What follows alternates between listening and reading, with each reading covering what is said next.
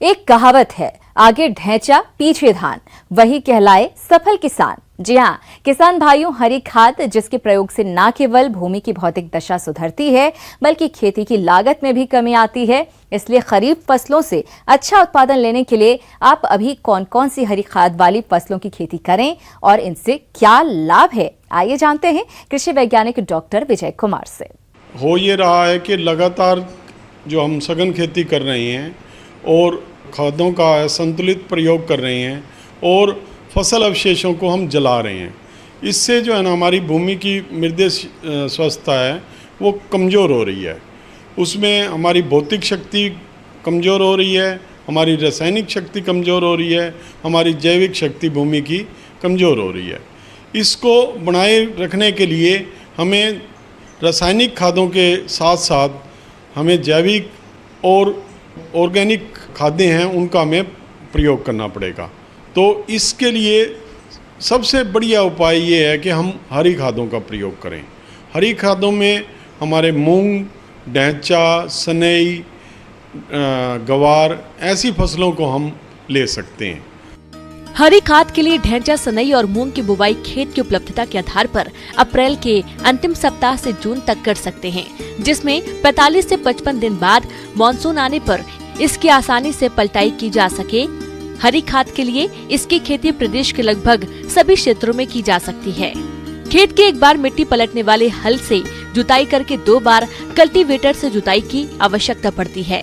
जहां तक इसकी प्रजातियों की बात आती है तो इसके लिए हिसार ढैंचा 1, हिसार ढैंचा 2, पंत ढैंचा 1 और पंत ढैंचा 2 सनई उन्नत प्रजातियों में K12 और SJ 67.42 तथा मूंग की उन्नत किस्में SML 67 आदि प्रजातियों का चयन कर बुवाई के लिए ढैंचा का बीज 30 से 40 किलोग्राम प्रति हेक्टेयर, सनई का बीज 75 से 80 किलोग्राम प्रति हेक्टेयर की दर से आवश्यकता पड़ती है और मूंग का बीज 35 से 40 किलोग्राम प्रति हेक्टेयर के हिसाब से प्रयोग करें।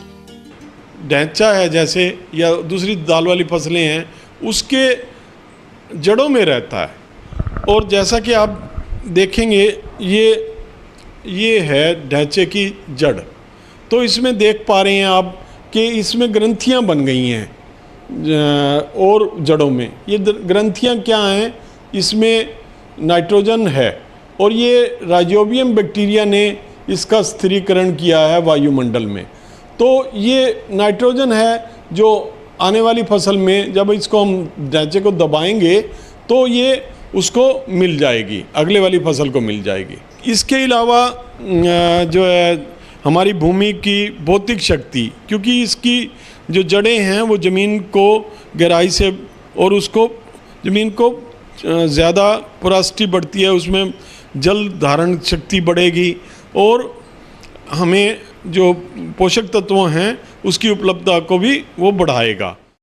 जहाँ तक पलटाई की बात आती है तो किसान भाइयों, जैसे ही आपके धान की रुपाई का समय आता है उससे लगभग 1 सप्ताह पहले आप पलटाई कर सकते हैं। पलटाई करते समय आपको थोड़ा सा यह ध्यान रखना होगा कि आप हैरो या रोटावेटर से पलटाई करें, जिससे कि पूरी तरह से फसल की जो पत्तियां व टहनियां हैं वह कटकर खेत में मिल जाए।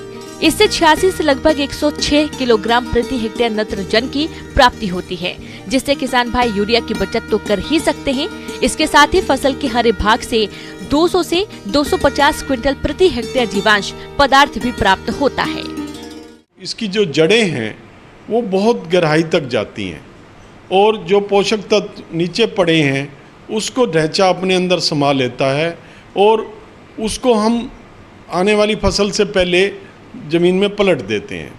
तो आने वाली फसल में हमारे को पोषक तत्वों की कमी नहीं रहती, वो उपलब्ध हो जाते हैं। तो ये ढैंचा, मूंग, सनई, अगर इसका गवार, ये इसका हम प्रयोग करते हैं तो सभी किसानों को इसका फायदा होगा। हल्दी मसाला वर्गीय फसलों में प्रमुख स्थान रखती है और हमारे जिन किसान भाइयों के पास सिंचाई जल की व्यवस्था है वो किसान इस समय हल्दी की बुआई करके आने वाले समय में अच्छा लाभ प्राप्त कर सकते हैं। तो आप वैज्ञानिक तकनीक से हल्दी की बुआई कैसे करें, इसकी जानकारी दे रहे हैं जवाहरलाल नेहरू कृषि विश्वविद्यालय जबलपुर के डॉक्टर CS पांडे। हल्दी की बुआई का सबसे उचित समय है अब भाई 15 मई से लेकर 15 जून के बीच में आप हल्दी की बुआई कर दें। तो हल्दी की बुआई के कुछ उत्तम प्रजातियां हैं, उसमें रोमा है, सरोमा है, सुगंधम है। ये सब प्रजातियां आप जो है अच्छी प्रजातियों को आप बुआई करने से आप अपनी उत्पादकता अच्छी सुनिश्चित कर सकेंगे। और इसके लिए सबसे पहली चीज़ है कि आप खेत की अच्छी से तैयारी कर दें। जो मिट्टी है वो बलुई दोमट से लेकर मटियार दोमट भूमि अच्छी रहती है। इसके लिए जल निकास का उचित प्रबंध होना चाहिए। मिट्टी का जो पीएच मान है वो 6.5 से 7.5 के बीच होना चाहिए। मई में खेत की गहरी जुताई मिट्टी पलटने वाले हल से करने के बाद रोटोवेटर से जुताई कर मिट्टी को भुरभुरी बनाकर खेत को धूप लगने के लिए खुला छोड़ देना चाहिए। एवं पोषक प्रबंधन हेतु तो किसान भाई खेत की जब आप तैयारी कर रहे हो तो इस समय खेत की तैयारी के साथ साथ आप 15 से 20 टन गोबर की खाद हो, कंपोस्ट खाद हो, जो आपके पास आसानी से उपलब्ध हो जाए, उसको आप खेत में अवश्य प्रयोग करें। इससे कार्बनिक पदार्थ की मात्रा जमीन में बढ़ती है, जो कि बहुत तरह से उपयोगी है। पोषक प्रबंधन हेतु nitrogen 100 kilogram, phosphorus 80 kilogram, potash 80 kilogram प्रति हेक्टेयर की आवश्यकता होती है। किंतु फास्फोरस व पोटाश की पूरी मात्रा तथा नाइट्रोजन की आधी मात्रा बुवाई के समय एवं 25 किलोग्राम 40 दिन के बाद एवं 25 किलो 90 दिन के बाद टॉप ड्रेसिंग से देना चाहिए। ध्यान रखें कि बीज की बुआई जब करना हो तो बीज की बुआई करने के लिए आप स्वस्थ प्रकंद लें। स्वस्थ प्रकंद के साथ साथ आप प्रकंद का उपचार, तो मैंकोजेब जो है 0.2% और कार्बेंडाजिम 0.1% दोनों को मिक्स करके आप इसके घोल में 30 मिनट तक प्रकंद को उपचारित कर लें, जिससे आगे आपके आने वाले दिनों में रोग की समस्या न होने पाए। बीज की मात्रा, किस्म और प्रकंदों के आकार पर निर्भर करती है। सामान्यतः 12 से 18 क्विंटल प्रति हेक्टेयर बीज की आवश्यकता पड़ती है। रोपण हेतु 15 से 25 ग्राम तक टुकड़े, जिनमें कम से कम 2 आंखें हो, का चुनाव करना चाहिए। सबसे इम्पॉर्टेंट चीज़ जो है बुआई की विधि होती है, कैसे आप इसको बुआई करें। तो इसके 2 तरीके जो प्रचलित हैं। एक तो ये कि हम जो है रेड बेड बना लें। रेड बेड बना के करीब 1-1.5 मीटर चौड़ी रेड बेड बना लें और उसके ऊपर, बेड के ऊपर जो है हम ये हल्दी की 2 लाइनें 3 लाइनें इस पे हम डालते रहते हैं। तो कतार से कतार की दूरी आप 50 सेंटीमीटर रखें और पौधे से पौधे की दूरी 25 सेंटीमीटर रखें। 15 मई से लेकर 15 जून के बीच में बोनी करते हैं, तो बुआई के तुरंत बाद आप सिंचाई करें, जिससे कि आपका जो जर्मिनेशन हो वो अच्छे से हो सके। साथ ही ध्यान रखें कि बुआई के तुरंत बाद आप मल्चिंग करें, पलवार बिछा दें। तो फ़ायदा ये होता है कि आपका जो अंकुरण है वो बढ़ जाता है। क्योंकि उसमें ये ध्यान रखें कि जब आप निकाई कर रहे हों यांत्रिक तरीके से या मैनुअल कर रहे हों, तो उसमें जो कंद है वो डैमेज ना होने पाए और आप सुरक्षित तरीके से खरपतवार को आप निकालते रहें। और दूसरी चीज़ ये है कि जब ड्रिप इरिगेशन का आप प्रयोग करते हैं तो खरपतवार की समस्या वैसे भी कम होती है। इसके बावजूद भी यदि खरपतवार आ जाते हैं तो आप यांत्रिक तरीके से या एक मैनुअली आप आराम से सुरक्षित तरीके से बीडिंग करें, जिससे प्रकंद को नुकसान ना हो। गर्म महीना होता है, गर्मी का महीना होता है, तो पानी, भरपूर पानी आप जो है वो भी उचित पानी, ज़्यादा पानी नहीं, जो ज़रूरत आवश्यकता अनुसार पानी, जिससे ज़मीन तर बनी रहे उतना पानी आप जो है इसमें आप देते रहें। जहाँ तक बात 15 जून के बाद की बात है, तो आपको ये देखना है कि बरसात आपकी कैसे हो रही है। यदि भरपूर मात्रा में समुचित बरसात हो रही, पानी गिर रहा है, तो आप वहाँ पे सिंचाई की कोई ज़रूरत नहीं है। आपको वहाँ जल निकास की सुविधा का ध्यान देना है, क्योंकि जल इकट्ठा होने से आपके प्रकंद सड़ने के चांस हैं और उससे आपका जो फसल है वो प्रभावित होगी। ब्रेक के बाद एक बार फिर से आप सभी दर्शकों का अन्नदाता कार्यक्रम में स्वागत है। बढ़ते हैं अगली प्रस्तुति की ओर।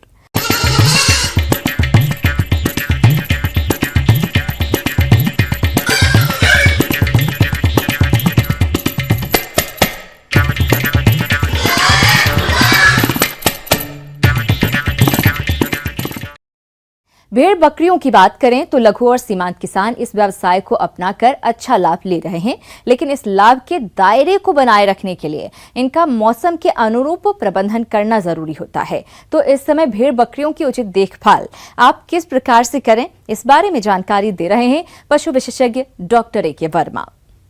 अन्नदाता राजस्थान। जैसा कि आप सभी लोग जानते हैं कि इस समय जो सीज़न है ये ट्रांजिशन फेज़ में चल रहा है। इस समय मौसम में बदलाव हो रहा है। ऐसी परिस्थितियों में पशुओं का प्रबंधन बहुत ही आवश्यक हो जाता है। जब हम भेड़ एवं बकरियों के प्रबंधन के बारे में बात करते हैं तो उसमें उनके आहार से लेकर के उनके रख रखाव, उनकी बीमारियों के बारे में, उनकी देखभाल करना, इन सारी चीज़ों के बारे में हम बातचीत करते हैं। भेड़ बकरियों का आवास प्रबंधन। किसानों को कोशिश करनी चाहिए कि बकरियों और भेड़ों के रहने का स्थान जमीन से 2 से 3 फीट ऊंचा बनवाए। आवास को हमेशा पूर्व पश्चिम दिशा में बनवाना चाहिए ताकि हवा का आवागमन आसानी से हो पाए। मौसम के अनुसार आवास में उचित तापमान बनाए रखने के लिए उचित व्यवस्था का प्रबंध करें। आवास में प्रति बकरी या भेड़ 10 से 12 वर्ग फीट की जगह दे तथा एक घर में एक साथ 20 से ज्यादा भेड़ और बकरियों को नहीं रखे। तो सर्वप्रथम मैं सभी किसान भाइयों को ये बताना चाहूँगा कि इस समय जो तापमान में परिवर्तन हो रहा है इसकी वजह से अपने पशुओं को थोड़ा सा विशेष उनकी देखभाल करें। उन्हें जो भी है, आप देखते हैं कि सुबह और शाम को मौसम ठंडा रहता है और दिन में अचानक तापमान में वृद्धि होती है। इसकी वजह से पशुओं को अचानक तापमान में ना उनको एक्सपोज करें, धीरे धीरे एक्सपोज करना चाहिए। और साथ ही साथ इस समय एक और महत्वपूर्ण बात यह है कि जो आहार का प्रबंधन है, जो उसमें हम पशुओं को आहार खिलाते हैं, उसमें जो बदलाव इस समय हो रहा है उसमें हमें धीरे धीरे बदलाव करने की आवश्यकता है। जैसे आप देखते होंगे कि इस समय जो हरा चारा है उसको पशुओं में हमें धीरे धीरे खिलाना चाहिए ताकि अचानक बदलाव भेड़ बकरियों में नहीं करना चाहिए। इसकी वजह से भेड़ एवं बकरियों में एक विशेष समस्या होती है, फड़किया की समस्या। ये पशुओं में ज़्यादातर देखने को मिलती है और ये समस्या इतनी गंभीर हो जाती है, इसमें पशुओं की मृत्यु दर बहुत ज़्यादा होती है। इस वजह से इस बीमारी के बारे में सजग रहने की आवश्यकता है। जब कभी आप देखेंगे कि ये बीमारी ऐसी परिस्थिति में आती है जब अचानक आप पशु को ज़्यादा मात्रा में हरा चारा खिला देते हैं या अनाज की ज़्यादा मात्रा बढ़ा देते हैं या प्रोटीन रिच कोई भी आहार अगर पशु को ज़्यादा मात्रा में मिल गया तो इसकी वजह से ये फड़किया की बीमारी भेड़ एवं बकरियों में फैलती है, जिसकी वजह से एक जीवाणु होता है जिसका नाम क्लोस्ट्रीडियम परफ्रिंजेंस होता है, टाइप सी एवं डी, ये बीमारी इन भेड़ एवं बकरियों में पैदा करता है। भेड़ और बकरियों की अच्छी वृद्धि विकास हो पाए, इनके खानपान का उचित प्रबंधन करना चाहिए। भेड़ और बकरियों के लिए हरा चारा, गेहूं का भूसा आदि का प्रबंध करना चाहिए। इसके अलावा कटहल, नीम, पीपल, पाकड़ की पत्तियों को समय समय पर हरे चारे के रूप में दे सकते हैं। भेड़ और बकरियों की अच्छी बढ़वार के लिए संतुलित आहार देना चाहिए।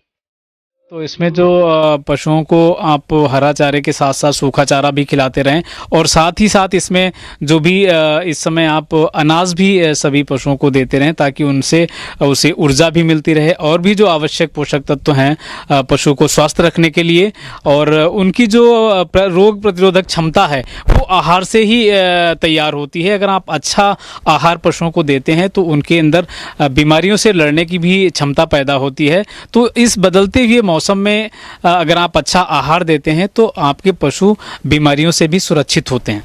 उसके बाद में हमें ध्यान देने की आवश्यकता ये पड़ती है कि पशुओं में डिवर्मिंग करनी चाहिए। जब भी मौसम बदल रहा होता है उस समय डिवर्मिंग ज़्यादा आवश्यक होता है।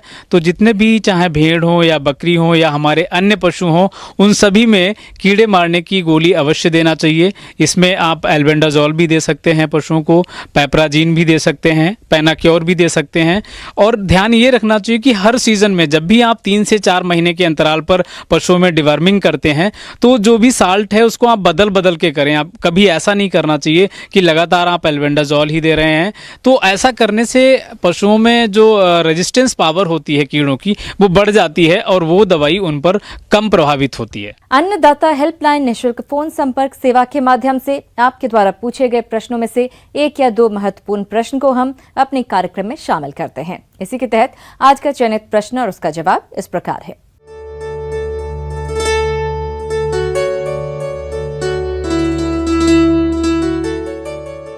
आज के अन्नदाता हेल्पलाइन में जिस प्रश्न को कार्यक्रम में शामिल किया गया है उसे पूछा है ग्राम कछलिया, जिला बिलासपुर के किसान संदीप बिरला ने।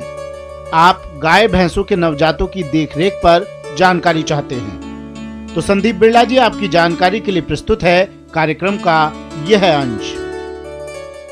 आज किसान भाइयों हम चर्चा करेंगे कि गौवंशीय एवं भैंस वंशीय पशुओं के शिशुओं का रखरखाव किस प्रकार किया जाए।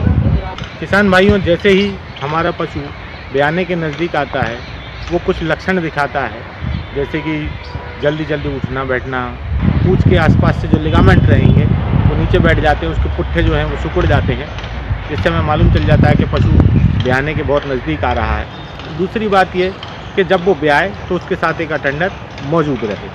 और किसान भाइयों, जैसे ही बच्चा ब्याता है तो सबसे पहले तो हम पशु को पिछले पैरों से लटका सकते हैं, जिससे उसके नाक के अंदर का म्यूकस, मुंह के अंदर जो म्यूकस भरा हुआ है, जो उसके माँ के गर्भ का जो द्रव है वो उसके मुंह के अंदर या नाक के अंदर हो सकता है ब्याने के समय चला गया हो, जिस वजह से उसे सांस लेने में परेशानी आ रही है। और इसके अलावा हम उसको एक साफ बोरे से रगड़ सकते हैं, जिससे उसका बॉडी का सर्कुलेशन ठीक हो और पशु को सांस लेने में और अधिक मदद हो। और सर्दी के समय विशेष तौर पर उसको ठंड से बचाने के लिए भी म्यूकस जल्दी सुखा लेना चाहिए।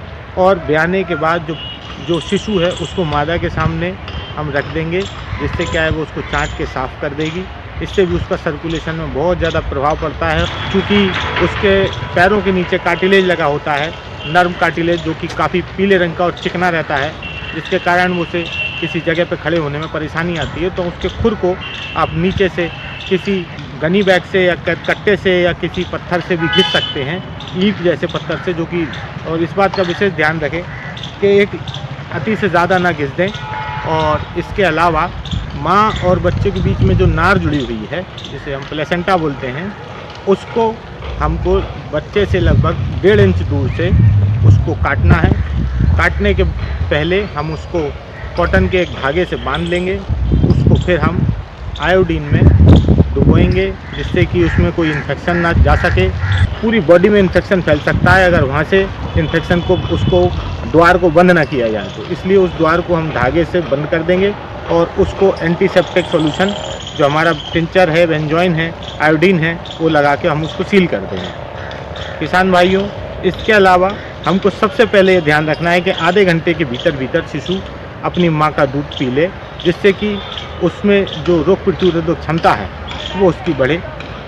और यही दूध 24 घंटे के अंदर उसका जो मल है उसको बाहर निकालने में सहायता करता है। किसान भाइयों, गाय और भैंसों के नवजात बछड़े बछड़ियों का शारीरिक विकास अच्छा हो, इसके लिए उनका उचित आहार प्रबंधन करते हुए आवास व्यवस्था कैसी रखें, इसकी जानकारी कुछ इस प्रकार से है। अब इसके अलावा हम बात करेंगे किसान भाइयों के दूध लगभग बछड़े को हमें कितना पिलाना है। दूध किसान भाइयों हमें लगभग, जैसे 20 किलो का बछड़ा है तो उसका 1/10वां हिस्सा, यानी कि लगभग 20 किलो का काफ है तो उसका 10वां भाग लगभग 2 किलो हो गया। तो 2 किलो दूध हमको उसको दिन में 4 या 5 बार में तोड़कर, यानी कि लगभग 400 ग्राम अगर 5 बार दे रहे हैं तो 400 ग्राम दूध 5 बार में दिया तो 2 किलो हो गया। इस प्रकार से उसको 5 बार 6 बार फीडिंग कराना है। इसके साथ ही लगभग दूध का जो समय है वो लगभग 3 माह तक आपको देना ही देना है। जब शिशु 15 दिन का आपका हो जाए तब हमें उसके लिए जो आपका कंसंट्रेट दाना जो आप देते हो, जो दाना का मिक्सचर आप बनाते हो, जिसको हम गांव में हरीला भी बोलते हैं, वो आप नवजात शिशु को 15 दिन बाद देना शुरू कर सकते हैं। इसके साथ ही उसको हरा चारा की जो कोमल पत्तियां हैं वहाँ से शुरुआत करें। 15 दिन से वो लगभग थोड़ा बहुत इधर उधर से खाना शुरू कर देगा। लगभग 3 माह की उम्र में जाके आप दूध छुड़ा सकते हैं। इसके अलावा हम सर्दी के मौसम में, जैसे कि हमको जो उसके खिड़कियां दरवाजे हैं, जो आपके जहाँ से हवा आ रही है ठंडी, वहाँ पे आप फट्टे लगा सकते हैं या कोई ऐसी चीज़ लगा सकते हैं जिससे हवा का आदान प्रदान ज़्यादा ना हो और शिशु में गर्माहट बनी रहे, इससे उसे रात्रि के समय और दिन में शीतलहर के समय ठंड ना लगे। किसान भाइयों, गाय और भैंसों के नवजात बछड़े बछड़ियों को परजीवियों की समस्या से बचाते हुए रोगों से बचाव के लिए टीकाकरण कैसे करें, आइए जानते हैं। क्योंकि शिशुओं की ज़्यादा आदत होती है वो कहीं भी गोबर में इधर उधर मुंह डालते हैं, जिससे कि कृमियों के संपर्क में ज़्यादा आने के चांसेस रहते हैं, इसलिए उनमें जो डीवर्मिंग है वो 3 माह से शुरू होती है। और वैक्सीनेशन प्रोग्राम जो आप शुरू करोगे, टीकाकरण प्रोग्राम जो आप शुरू करोगे, वो लगभग 6 माह की उम्र से शिशुओं में चालू किया जा सकता है। 6 माह के बाद बूस्टर देने के बाद आप फिर उसको ईयरली रिपीट करें। मेरा ये आपको सुझाव है कि पहली बार में जो आप टीकाकरण करें वो सेपरेट टीकाकरण करें, अलग अलग करें उसको, क्योंकि बाज़ार में 2 दवाइयों के बायोवैक और 3 बीमारियों के ट्रायोवैक जैसी दवाइयाँ उपलब्ध हैं, मगर उनसे पूरी तरीके से रोग प्रतिरोधक क्षमता पहली बार में विकसित नहीं होती है। इसलिए ऐसे टीकों को आप अलग अलग रूप से शुरुआत के दौर में करें। किसान भाइयों, अन्नदाता आपकी सेवा के लिए संकल्परत है। कृषि संबंधित समस्या और सुझावों के लिए आप हमें इस पते पर संपर्क कर सकते हैं। प्रोड्यूसर अन्नदाता, news 18 Madhya Pradesh Chhattisgarh, Ramoji film city Hyderabad 501512। साथ ही आप हमें ईमेल भी कर सकते हैं। हमारा ईमेल है p18annadatamp@nw18.com। इसके अतिरिक्त आप हमें निःशुल्क हेल्पलाइन नंबर 180041921555 पर सोमवार से शनिवार सुबह 10 बजे से शाम 4 बजे के बीच संपर्क कर सकते हैं।